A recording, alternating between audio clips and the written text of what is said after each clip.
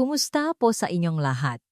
Ako po si Dra, Ligaya Santos, at ngayong araw ay tatalakayin natin ang paksangang ang lihim ngang perpektong balat. Pagpapabata gamit ang gatangang ube. Maligayang pagdating po sa aking channel. Kayo ba ay nakatingin sa salamin at napabuntong hininga nang makita ang pagdami nga dark spots at ang paglalim? Ngam nga kunot sa gilid ng inyong nga mata. Tila ang kabataan ay napalitan na nga, tawon ng paghihirap at pag-alala para sa pamilya. Marami ang nagtapat sa akin matanda na ako, masakit sa bulsa, ang gumamit ng mamahaling cream at baka mag-allergy pa ang sensitibong balat ko, hahayaan ko na lang. Ngunit maginang Gino, huwa na huwa po kayong susuko. Sa video na ito, ibabahagi ko ang isang napakabisa at ligtas na sikreto sa pagpapabata ng balat na napakamura at mayroon na agad sa inyong kusina. Ito po ay ang gata ng ube. Oh, tama po ang narinig ninyo. Ang simpleng inumin na ito ay itinuturing ng medisina na puting ginseng para sa balat sa pagtanda. Pinatunayan ng mga siyentista na ang gata na ube ay naglalaman ng malaking dami ng isoflavones na gumagana bilang isang natural na pambabaeng hormone. Kapag inilapat sa mukha, ito ay parang isang malamig na bukal na gumigising sa mga natutulog na selulang balat. Pinipigilan ang pagbuwang maitim na pigmentation upang paputiin ang nga dark spots at sabay na napapabalik sa pagiging makinis at malambot ng balat. Ito ay tumutulong upang linisin at protektahan ang balat sa isang napakaligtas at banayad na paraan nang walang pagbabalat o anumang pagkagnas. Ipapakita ko sa inyo ngayon ang tatlong pinakamabisang resipi na gumagamit ng gata nga ube. Natiya na ikagugulat ninyo sa resulta. Ngunit bago tayo magsimula, mangyaring bigyan ninyo ang isang like ang video na ito at mag-subscribe sa aking channel sa ibaba. Maraming salamat po. At nang walang pag-alinlangan, handa na ba kayo ng papel at panulat? Simulan na po natin. Bahagi 1. Tatlong resipe sa pagpapabata ng balat mula sa gata ng ube. Recipe 1. Gata ng ube at plain yogurt. Naglilinis. Nagpapaliwanag ng balat. Mabilis na nagpapaputi ng dark spots. Para sa unang recipe, pagsasamahin natin ang gata ng ube at isang sangkap na laging mayroon sa refrigerator, ang plain yogurt. Alam niyo ba sa ating edad, ang proseso ang pagtanggal ng patay na balat ay bumabagal. Ang pagdami ng lumang patay na balat ay nagiging sanhi ng pagiging magaspang, mapurol, at mas maitim ang mga dark spots. Ang plain yogurt ay naglalaman ng maraming lactic acid, isang natural na ahanan na napakabanayad. Ang lactic acid ay dahan-dahang napapalambot at natatanggal ng magaspang na patay na balat. Nabibigay daan ito para mas mabilis na maabsorb ngang isoflavone mula sa gata ng ube ang mga kunot at dark spots. Ang kombinasyong ito ay nagbibigay ng dobleng epekto, naglilinis at nakpapalusok at nakpapaputi ngang balat ng ligtas. Napakasimple ngang paggawa, ngunit kailangan po ninyong sundin ang bawat hakbang. Hakbang 1. Mahanda ang isang kutsarang purong gata ang ube. Ang piraso ang gata ang ube ay dapat na puting-puti at malinis. Kapag tinikman ninyong kaunti, dapat ay malutong at may matamis na lasa sa dulong dila. Iyon ang pinakamagandang kalidad ng gata nga ube. Ngayon, gamitin ang likod ng kutsara upang durugin ang piraso ng gata ng ube sa pinong pulbos upang mas madali itong ihalo mamaya. Hakbang 2, maglagay ng 2 kutsarang plain yogurt sa mangkok ng gatang ube. Gusto kong bigyang diin na huwag gumamit ng yogurt na may asukal.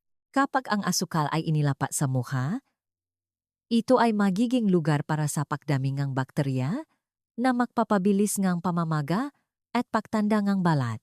Hakbang 3. Gamitin ang kutsara upang haluing mabuti. Sa simula, maaring may kaunting bobo ang gatang ube, ngunit maging matiyaga lamang sa paghahalo sa loob ang 1 minuto. Kapaanggataan uba ay ganap ng natunaw at humalo sa yogurt upang bumuang ang isang makinis? Parang seda na cream, matagumpay po kayo. Tamang paraan ng paglagay ng maskara para sa malalim na nutrisyon. Sa gabi bago matulog, hugasan ang mukha ng malinis gamit ang maligamgam na tubig upang lumuwag ang mapores. Pagkatapos hugasan ang mukha, gamitin ang malambot na tuwalya upang patuyuin ang tubig. Pagkatapos ay gamitin ang malinis na kamay upang pantay na ipahid ang pinahalong ito sa buong mukha.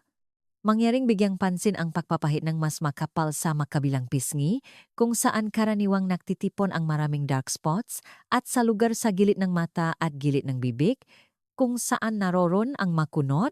Pagkatapos ipahid, humiga sa kama, ipikit ang mata, ay play ang isang malambing na instrumental na musika at hayaang relax ang balat sa loob ang 15 hanggang 20 minuto. Ang pinahalong ito ay magbibigay ng malamig na pakiramdam na magpapagaan ng anumang pagod sa buong araw. Kapag ang maskara ay medyo natuyo, banlawan ang mukha ng dahan-dahan gamit ang malamig na tubig. Sigurado ako na pagkatapos ninyong patuyuin ang mukha at hawakan ang inyong pisngi, kayo ay magugulat sa pagiging malambot, makinis, at parang pelus ng inyong balat.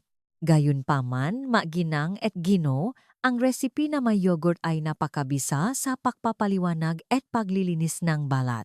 Ngunit paano kung mayroon kayong napakababang balat, maraming kunot, at pakiramdam na laging masikip dahil sa kakulangan ng moisture at taba sa ilalim ng balat sa pagtanda? Huwag po kayong malungkot agad. Lumipat po tayo sa ikalawang recipe. Ito ay isang tunay na lunas upang mabilis na may bali ang buhay sa malabong balat. Recipe 2. Gata ng ube, yema ng itlog, at honey. Nagdaragdag ng collagen. Nagpapaliit ng pores. Nagpapababa ang pagkalagas. Ang ikalawang recipe na ito ay ang tagapagligtas para sa tuyo, manipis at malabong balat. Sa inyong edad, ang taba sa ilalim ng balat sa mukha ay mabilis na nababawasan, na nagiging sanhingang pagkalubok ng pisngi at pagkalagas ng balat. Kailangan natin ng malakas na pinakmulan ng lipids, kapaki-pakinabang na taba at protina mula sa labas. At walang mas mahusay kaysa sa yamangang itlog na sinamahan ng natural na honey. Ito ay dahil ang yema na itlog ay sagana sa vitamina, vitamino at zinc. Ito ay direktang nagbibigay na malalim na moisture at nagayos anyay nazirang lipid membrane cells. Ang honey naman ay isang mahusay na natural na moisturizer na may antibacterial properties na tumutulong upang maiwasan ang pamamaga at pamumula ng balat. Kapag ang tatlong sangkap na ito, gatangang ubo para sa dark spots, yamangang itlog para sa nutrition at pagbabagong buhay, at honey choju ay pinagsama, makakaroon kayo ang isang makapangyarihang anti-aging maskara na hindi pahuhuli sa anumang mamahaling cream sa merkado. Ang paggawa ay nangangailangan ng kaunting tiyaga, kaya mangyaring isulat ninyo ito. Hakbang 1. Kumuhang isang kutsarang gatangang. Tulad ng nabanggit sa itaas, gamitin ang likod ng kutsara upang durugin ito ng pinung-pino, parang alikabok, upang madali itong matunaw sa yema mamaya. Hakbang 2. Kunin ang yemang nga itlog. Iminumungkahi ko na bumili kayo nga itlog ng manok na maliit ngunit may matingkat na kulay na yema at sagana sa nutrients. Ngayon, alisin ang transparent na puting itlog at panatilihin lamang ang bilog na yema sa mangkok nga nga ube. Hakbang 3. Ibuhos sa mangkok ang eksaktong isang maliit na kutsaritang purong honey. Hakbang 4. Gamitin ang tinidor o maliit na kutsara upang haluin ng napakabuti. Sa simula ay makikita ninyo na buo-buo, medyo malakit, at mahirap matunaw ang pinahalong. Ngunit huwag po kayong mawalan ng pag-asa. Patuloy lamang ang paghalo sa loob 2 hanggang 3 minuto at lilitaw ang magic, matutunaw ang gata ng ube, hahalo ng maayos sa yema at honey na bumubuo ng isang malapot, makinis na gintong cream, na dumadaloy na parang tape at naglalabas ng napakabangong amoy. Paraan ng paglagay ng maskara. Sa mukha na malinis na at natuyo, simulan ninyo ang pagpapahid ng gintong cream na ito. Ngunit sa resipe na ito, ang paraan ng pagpapahid ay napakahalaga. Iminumungkahi ko na isama ninyo ang lifting massage. Ganito ang paraan ng masahe. Gamitin ang madulongang daliri upang kunin ang pinahalong at ilagay sa pisngi. Pagkatapos ay dahan-dahang ay stroke pataas mula sa baba, pataas sa pisngi at sentido. Huwag na huwag po kayong mag-stroke pababa. Ang pag-stroke na salungat sa gravity na sinamahan ng kahangahangang pagkapit ng mga itlog ay gumaganap bilang isang hindi nakikitang kamay na dahan-dahang humihila at sumusuporta sa buong malabong balat. Iwanan ang maskara sa balat sa loob ng 20 minuto. Habang nakapatong, ang pinahalong ay dahan-dahang matutuyo at magbibigay ng pakiramdam ng pagkahila. Tandaan na manatiling nakahiga at mag-relax. Iwasan ang pagtawa o pagsasalita upang hindi magkaroon ng kunot sa balat. Dahil ang maskara ay naglalaman ng itlog, kapag nahuhugas, gumamit ng bahagyang maligamgam na tubig at ipahid sa mukha upang lumambot muna ang maskara, pagkatapos ay banlawan ng dahan-dahan. Sa huli, kumuha ng kaunting malamig na tubig at ipahid sa mukha sa huling pagkakataon upang palitin ang lahat ng pores. Kung masipa kayong gawin ito 2 beses sa isang linggo, kayo ay magugulat na parang naligo sa tubig ang inyong balat. Ang inyong pisngi ay magiging matambok, makinis, at ang makunot ay unti-unting mawawala. Nakikita ninyo? Napakahiwagang ng kalikasan, hindi ba? Ngunit hindi pa. Diyan nagtatapos. Kung mayroon sa inyo na gustong paputiin ang dark spots at sabay na linisin ang ngalason sa ilalim ng balat, lalo na ang dating gumamit ng maling cosmetics na nagpahina sa balat, ang ikatlong recipe na ito ay tiyak na para sa inyo. Recipe 3. Gatangang ubi at green tea, nagde-detox, malakas na antioxidant, pinoprotektahan ang nasalulangang balat. Maginang at gino, narito na tayo sa huling recipe ngunit napakalakas. Ang kombinasyon ng gatanang ubi at green tea. Bakit green tea? Kinikilala ng mga mananaliksik sa tradisyonal at modernong medisina na ang green tea ang hari ng mga anti-aging herbs dahil sa taglay nitong EGCG, Epigallocatechin galate. Ito ay isang napakalakas na antioxidant, 100 beses na mas malakas kaysa sa vitamin C, at 25 beses na mas malakas kaysa sa vitamin E. Kapag ang balat ay inaatake ng sikat ng araw, usok at free radicals na sumisira sa mga selula ng balat, mabilis na lumalaganap ang dark spots. Ang green tea na sinamahan ng gata ng ube ay bubuong ang isang matibay na kalasag na sumisira sa mga nakakapinsalang free radicals at anti-anting nakpapaputi sa mga lumang maitim na spots na nagbabalik ng pantay at malinis na balat. Napakasarap at nakaka-relax ng paggawa. Hakbang 1. Kumuhang isang dakot ng sariwang dahon ng green tea, hugasan ng malinis, at ibabad sa kumukulong tubig tulad ng paggawa natin ng saa pang-araw-araw. Hintay na lumami ang tasa hanggang sa medyo mainit-init na lang.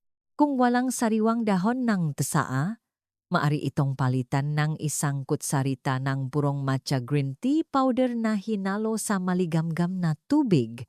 Hakbang 2. Maglagay ng 1 kutsarang gatangang ube sa isang malinis na mangkok. Hakbang 3. Dahan-dahang ibuhos ang 2 hanggang 3 kutsarang green tea. Dapat ay medyo lumamig na ang tubig at bahagyang mainit-init lamang dahil kung napakainit ay maluluto ang gata ng ube at magiging bubo. Habang dahan-dahang binubuhos, haluin ng maayos gamit ang kutsara. Kayo mismo ang mag-adjust. Ihalo upang ang pinahalong ay maging malapot na parang pandikit. Hindi dapat masyadong malapnaw dahil kung hindi, ang tubig ay tutulo sa leek na magiging abala. Paraan ngang paglagay ng maskara. Hugasan ang mukha ng malinis gamit ang maligamgam na tubig. Pagkatapos ay gamitin ang malambot na tuwalya upang dahan-dahang patuyuin ang tubig sa balat. Susunod, Gamitin ang malinis na mga daliri o isang malambot na brush, dahan-dahang ipahid ang pinahalonggatan ng ube at green tea sa buong muha. Sa sandaling dumampi ang maskara sa balat, mararamdaman ninyo agad ang isang malamig na pakiramdam na napakasarap. At ang amoy ng probinsya nga tanga ube at green tea ay makakatulong upang mawala ang lahat ng pagod at stress. Lalo na ang green tea ay may napakagandang anti-inflammatory properties. Kaya kung mayroon sa inyo na paminsan-minsan ay nakakaroon ng pamumula dahil sa init sa panahon ng menopause, ang paglalagay ng maskara na ito ay makikita ninyo na mabilis na mawawala ang pamumula. Manatili lamang na mag-relax ng husto. Pagkatapos ng mga 15 minuto, kapag naramdaman ninyo na medyo natuyo na ang maskara sa mukha, tandaan na medyo natuyo lang, hindi dapat maging matigas. Sa kadahan-dahan, ninyong hugasan ang muha nang malinis gamit ang malamig na tubig. Pagkatapos hugasan ang muha, tumingin sa salamin. Ang balat ngayon ay hindi lamang nagliliwanag ng isang malinis na kinang kundi nagbibigay din ng isang pakiramdam ng pagiging magaan at sariwa, parang ang bawat pores sa mukha ay humihinga ng sariwang hangin. Kaya, ibinigay ko na sa inyo ang 3 napakahalagang kayamanan na pinili mula sa kapangyarihan ng gata nga uba. Ngunit maginang agino, upang ang maresipi na ito ay ganap na mabigay ng 100% na epekto at upang ang dark spots ay hindi na kailanman bumali, huwa ninyong palalampasin ang napakahalagang bahagingang baalala na sumusunod. Huwag muna ninyong i-off ang video dahil ito ang susi sa tagumpay o pakabigong ang proseso ng pagpapabatang ang balat na ito. Bahagi 2. Mga mahalagang paalala at payo mula kay Dra. Ligaya Santos.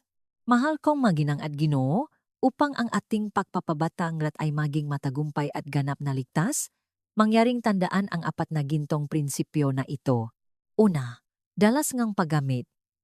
Bagaman napakabanayad ng gatangang uba, hindi natin ito dapat abusuhin sa paglalagay araw-araw.